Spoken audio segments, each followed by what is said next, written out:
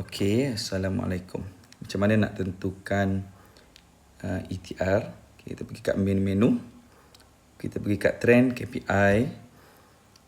Okey.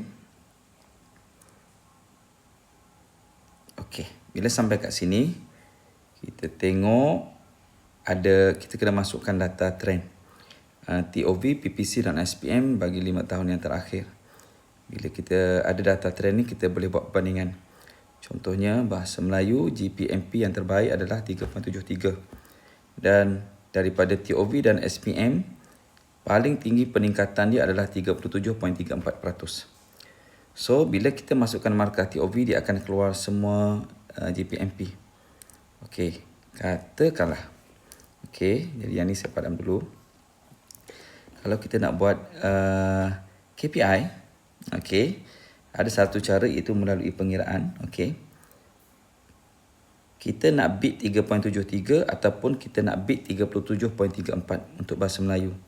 Okey, katakanlah saya masukkan 37.34%. Jadi kalau saya bid yang ni, saya akan dapat, dia akan suggestkan KPI 3.88. So mungkin kita kena up sikit 39%, dia akan jadi 3.43.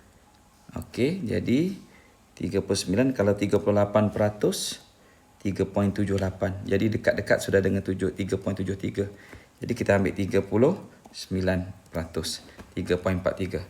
So dia akan suggestkan 3.43. Di mana suggestion ni akan ada? Okey, di dekat headcount. Di dekat account, dekat bahasa Melayu. Okey, bila kita pergi kat headcount bahasa Melayu, okey, dia akan duduk dekat ujung sana, iaitu suggestion, cadangan ETR untuk setiap murid. So, macam mana kita nak letakkan cadangan ETR ini dalam ruangan kolom ETR ini? Kita pergi balik dekat trend tadi. Okey. Dan kita just salin je ETR kita. So, bila kita salin, dia akan ambil nilai grade itu masuk dalam kolom ETR. Okey, jadi kita akan nampak di sini 3.49. Okay, yang lain sebab kita tak buat, jadi dia akan salin balik benda yang samalah, nilai yang sama. Dan bila kita buat yang ni semua secara automatik, dia akan ada GPS untuk tahun semasa untuk kesemua. Okey, jadi kita tunggu je dia copy.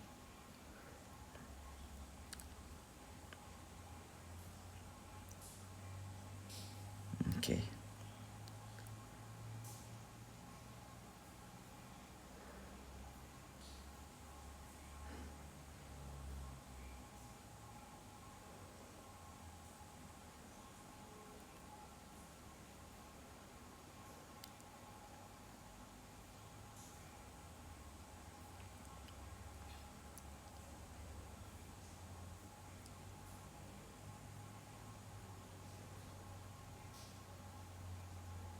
Okay, jadi dia dah copy semua.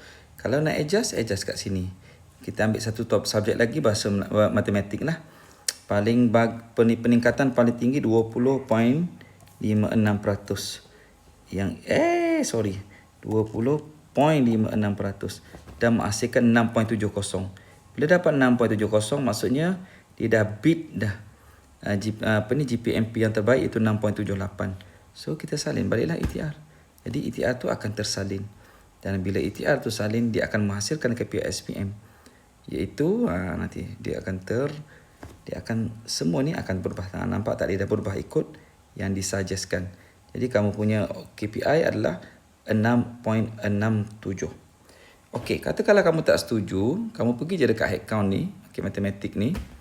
Okey, kamu boleh ubah secara manual sahaja di hujung. Tak perlu masukkan apa-apa, hanya masukkan grade sahaja. Grade kat sini contohnya, saya tak setuju yang ni dapat D, saya nak dapat C. Jadi kita akan masukkan C kat sini lah. Dan dia akan ubah nanti nilai GPMP.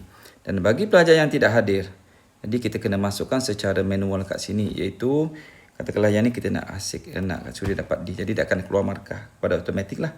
So markah ni hanyalah cadangan sebab kita lebih pentingkan grade sebab kita nak menghasilkan ETR. So lepas tu, lepas kita dah habis buat semua ETR, kita boleh bagi transkrip dekat murid. Okey, transkrip dekat murid. Kalau dalam kes ni, okey, kita jana transkrip.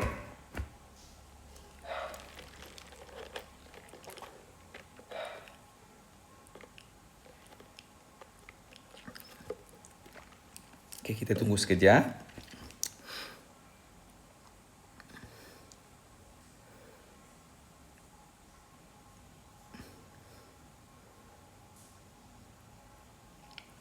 Bergantung kepada talian internet lah.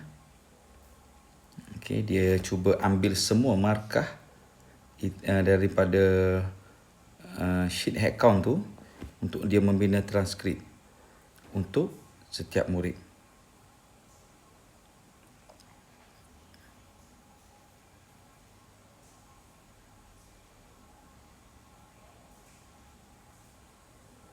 Okey, sekejap ya.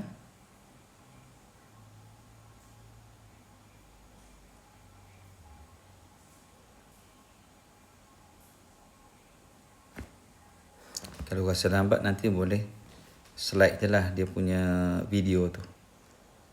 Okey. Nanti dia akan keluar setiap murid bergantung kepada bilangan murid yang kita daftar. Okey, dalam sekolah ni ada 226.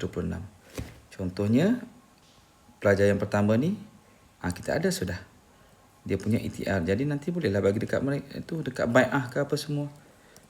Cuma yang untuk bahasa Inggeris ni kita belum buat dia punya ETR. Jadi dia akan keluar G lah, dia akan ikut sebab 0% peningkatan. Jadi tidaklah nanti pelajar yang contohnya matematik ni kan C, kita tidaklah target dia dapat A. Jadi kita ikut potensi semasa dia. Okey, nanti bila dia dah semua murid akan kita boleh edarkan transkrip ni. Okey.